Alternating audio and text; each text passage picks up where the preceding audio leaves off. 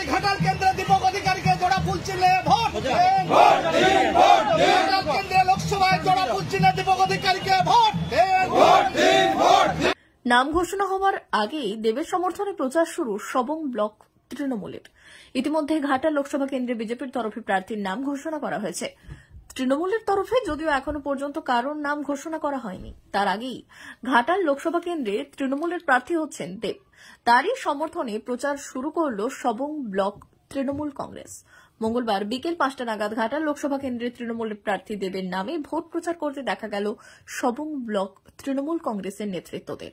প্রসঙ্গত উল্লেখ্য, নাম ঘোষণার আগেই শুধু সবং নয়, দেবরা পিংলা সহ বিভিন্ন এলাকায় দেবের সমর্থনে দেওয়াল লিখনও দেখা গিয়েছিল।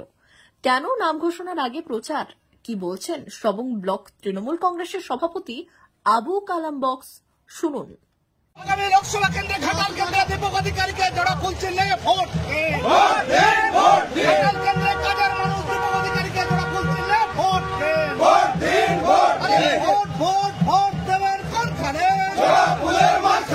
জোড়া ফুলে দিয়ে চাপ মা বোনেরা বাঁধ জোট সারা যুব বাঁধ জোট কৃষক শ্রমিক বাঁধ জোট বলি ঘাটাল কেন্দ্রে দীপক অধিকারীকে জোড়া ফুল চিহ্নে ভোট